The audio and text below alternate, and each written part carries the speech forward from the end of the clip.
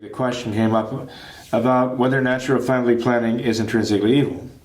It is not intrinsically evil.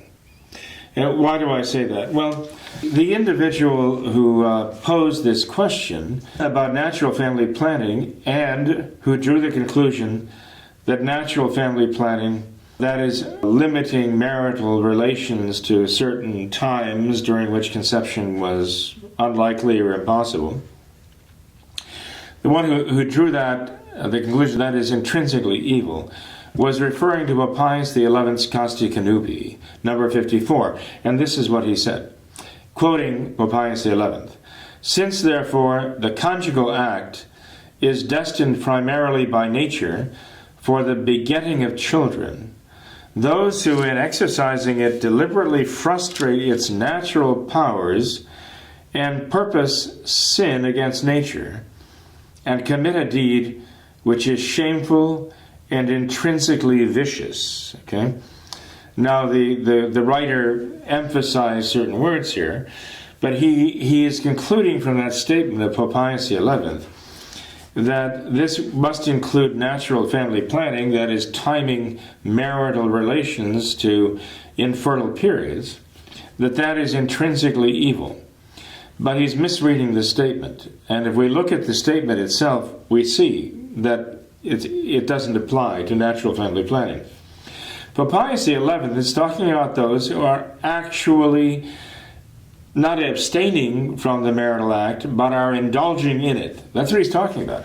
He's talking about those who are indulging in the marital act, and in the process of indulging in it, rendering it frustrated and preventing it from conceiving a child. Listen to what he says. The conjugal act is destined primarily by nature for the begetting of children.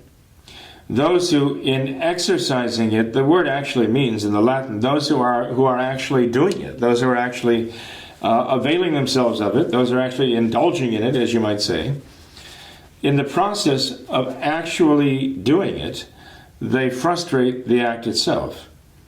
This is not the same as one who abstains from performing the marital act. And that's what natural family planning is all about.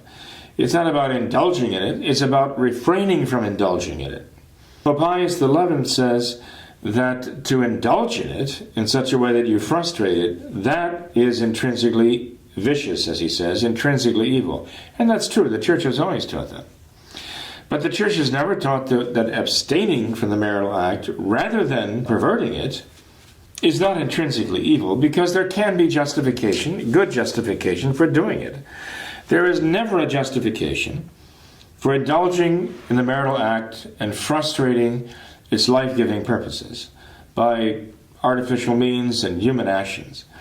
There's never a good, sufficient reason for doing that, and as a matter of fact, that's because it is intrinsically evil.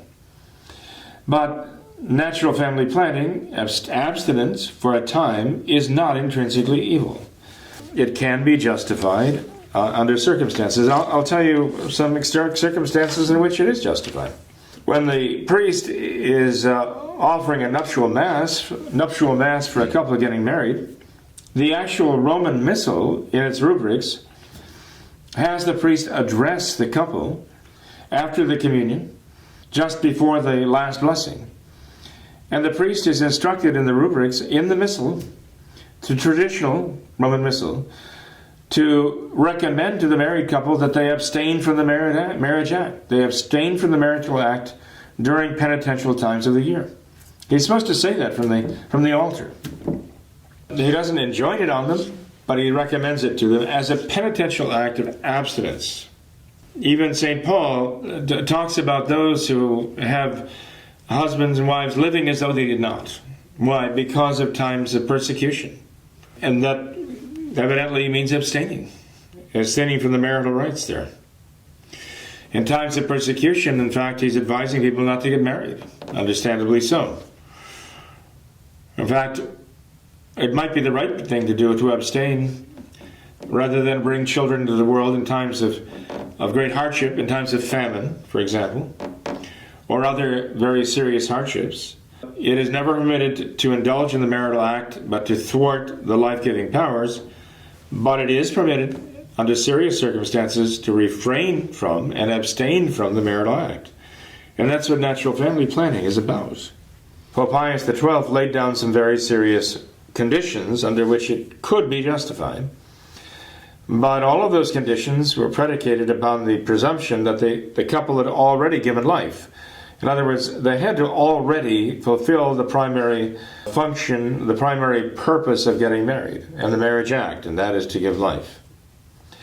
And from that on in, if there were to be a justification to practice natural family planning, that is abstinence from the marriage act for certain times, it actually would be done in the interests of protecting and preserving and fostering the lives that they've already given. So it is still about life, and it is still about giving life. So there is a mistaken interpretation of Pope Pius XI's statement here in Casti Connubii, which overlooks the fact that Pope Pius XI is talking about actually indulging in the marital act and rendering it vicious by thwarting its life-giving powers, which does not apply to natural family planning, which rather is about abstaining from the marital act, which can even be looked upon often as rather penitential and as a matter of sacrifice at times.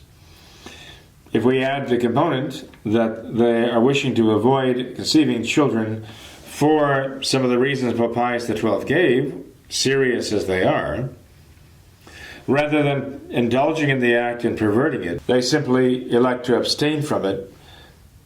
This is not vicious, certainly not intrinsically evil.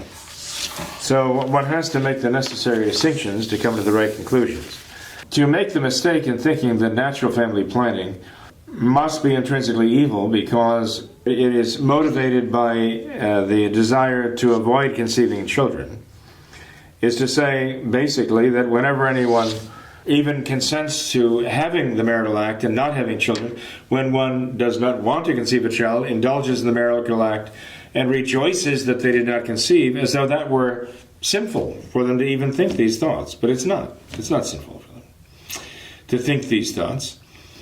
The truth is that when things are intrinsically evil, they can never be justified.